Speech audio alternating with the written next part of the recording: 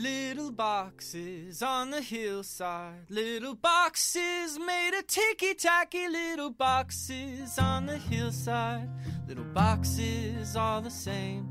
There's a green one, and a pink one, and a blue one, and a yellow one, and they're all made out of ticky-tacky, and they all look just the same. Welcome to Burger Edition, the show where we review burgers and go terribly off topic. This is episode 115. I'm Sebastien. I'm Matt. And this week we went to Café Orange, or Orange Cafe, 4011 DeCary Boulevard, right near Villa Maria Metro, not that far from Vendôme Metro, in NDG, Notre-Dame de Grâce. Don't go giving out the address. This place had too many people as it is. It was, honestly, when we went today, there was only one table available for two, and we got it. Busy place. Busy place. I was a little disappointed not to get one of their orange booths.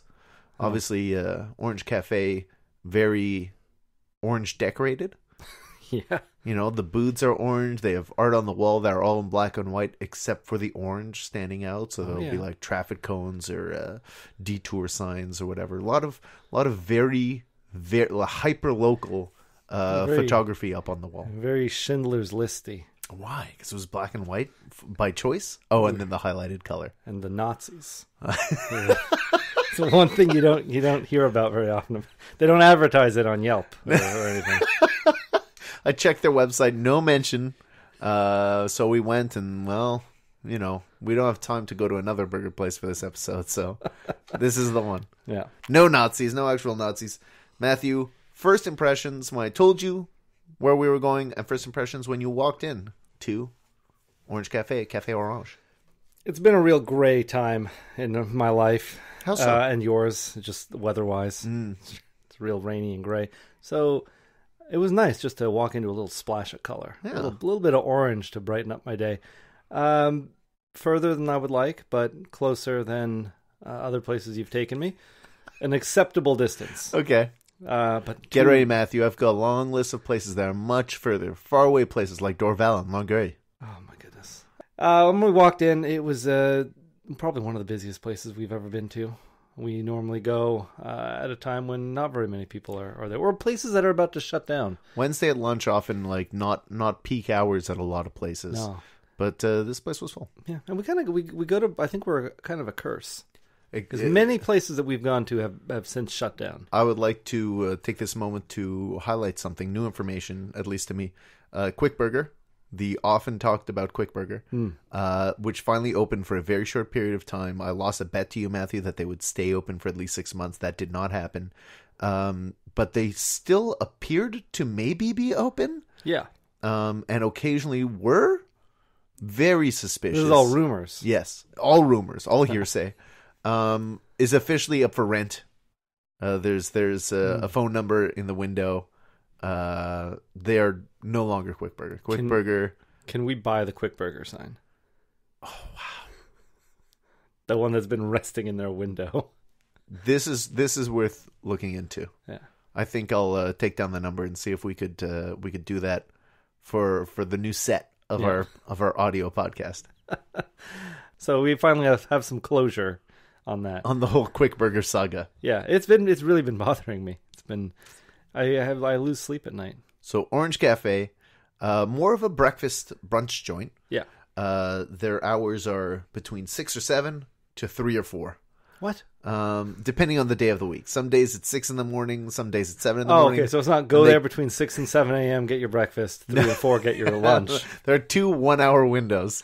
No, they open 6 or 7 depending on the day of the week and close 3 or 4 p.m. depending on the day of the week. What lazy people. I guess Monday, Tuesday, Wednesday, that brunch crowd is not as happening, and so they don't stay open as late or open as early. Yeah, I guess so.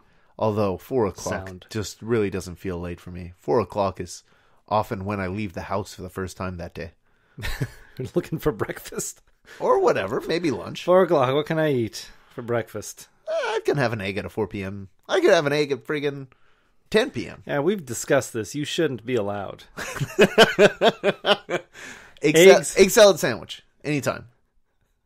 No time, because I don't like that. But I mean, just a single egg, Not before after 11. You get a chicken. You don't get the egg anymore. You don't get the embryos. Also, I love the idea of going to a restaurant and just saying, 1 egg, please. Just 1 fried egg on a plate. That's it. Salt and pepper. No, that's a drug to me. No, none of that. 1 fried egg on a plate. And they might tell you, they might try to argue. It's like, we don't have that. And it's like, it's very simple. I know you have an egg. I'm sure you have an egg. Even if you don't serve eggs, you use it. You probably use it in some sort of batter. Yeah. Do you have dessert? I presume you have eggs. I'd like to go to a place and order an egg. And when they ask me how I want it cooked, it's like fully developed into a chicken. Into a full chicken. That has been roasted for hours. Then chopped up and placed in a poutine. Oh, what a complicated route. Yeah. That's usually how I order my stuff. I usually go like, I want an all dressed whatever, and then I remove all the items I don't want. So really it's just a basic item.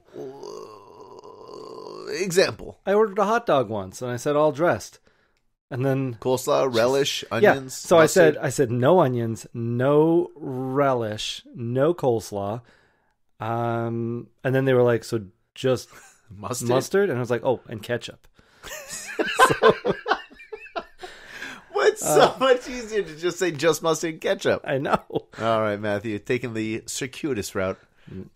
Speaking of circuitous routes, Matthew, you recently went to Montreal's Navy base. Oh, yeah. I didn't know we had one, and I certainly did not suspect it to be nowhere near water. Nowhere near water. There's a port. You'd think it'd be near there. No, it's completely landlocked. There's an anchor in the middle of town. Yeah, it's display anchor. I walked by this place so many times, and I always just thought it was a decoration for something else. You know, Never Matthew, you were talking about it earlier and describing it, and I just had a flash. I know exactly where it is. I know exactly what you're talking about. Oh, good. It's not a very tall building. No, not very. I was very unaware that we even had a Navy, like you said. When I found out Montreal's Navy, but still. I asked somebody, it's like, what's the Canadian version of the Navy? And they were like, the Navy? And they're like, oh, I didn't know we also had the Navy. Well, what would you think it would be? Like the Royal Canadian, and then insert, some nautical term. Yeah, the Royal Canadian Boaters. Yeah, like I don't know.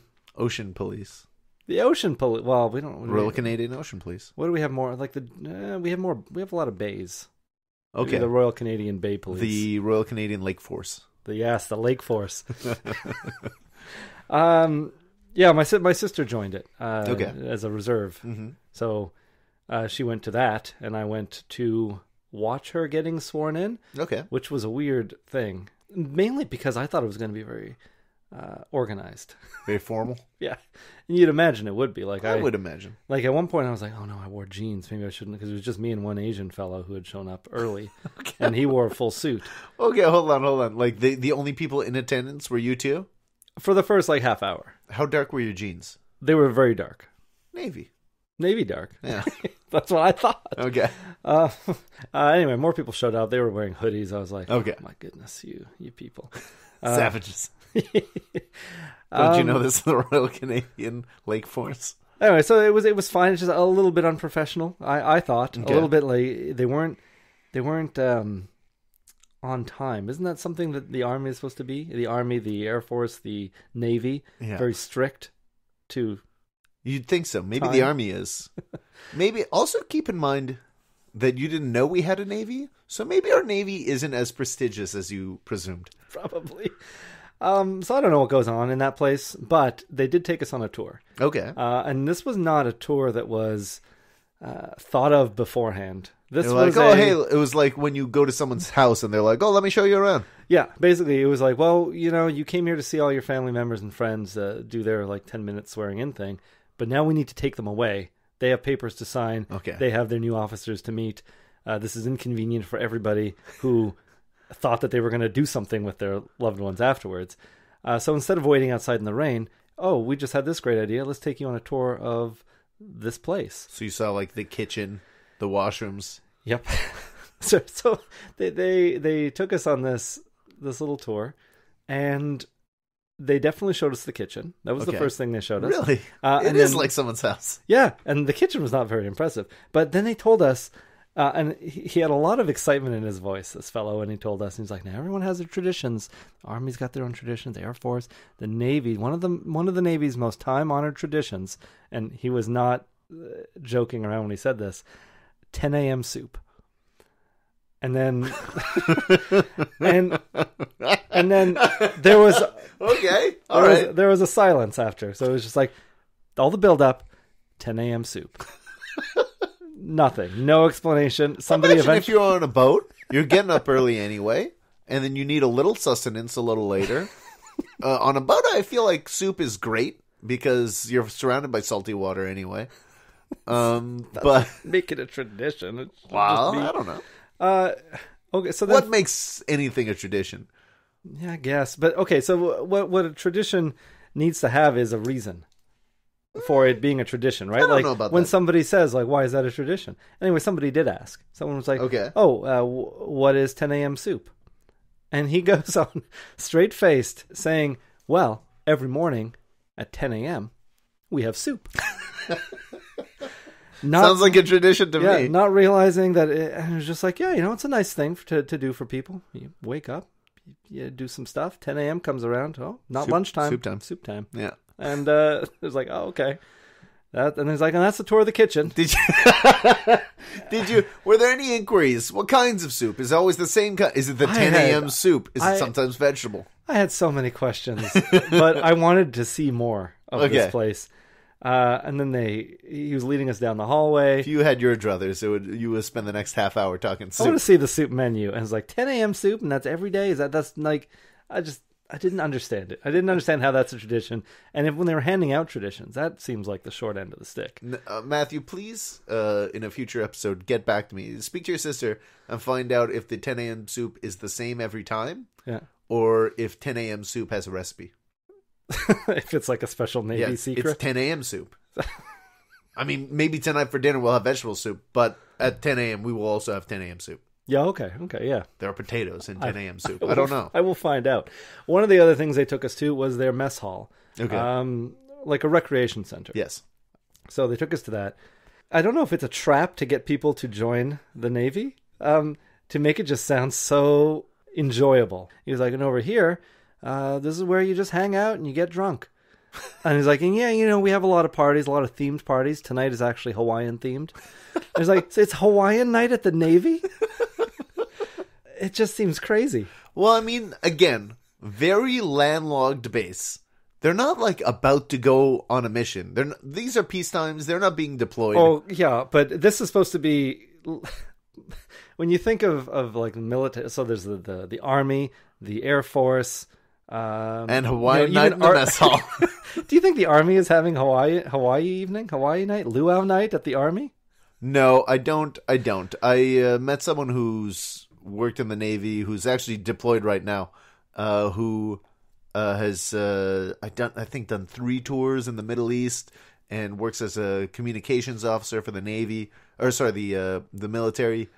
Yeah. He had one of those how do you call it, a 1,000-yard stare. He didn't look like someone who enjoyed luau night. He looked like someone who'd seen some shit. Yeah. I was waiting to meet somebody like that. I was like, okay, like not this, in the Navy. Yeah, like this guy's doing his speech. This other person, okay, here comes someone. He looks hardened. Oh no, he's wearing Crocs.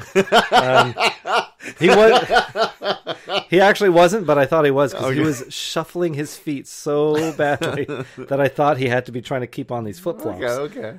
Just walking in at 10 a.m. with probably having just eaten his soup. Yeah. With his big McCafe. Okay, big coffee. I'm judging them a little too hard because I just thought that they were very rigid and stern and angry. I thought it was going to be like because I remember in DuckTales when I like how this a children's cartoon from the 90s is your point of reference for the Navy. Well, Scrooge's cousin, was it his cousin or his brother? Donald Duck? Yes, Donald. I think that was his name. The one who abandoned his children. Yeah. Weren't they his nephews too? It was Uncle Donald. Yeah, why did they and have Uncle like Scrooge. Oh, so they just had joint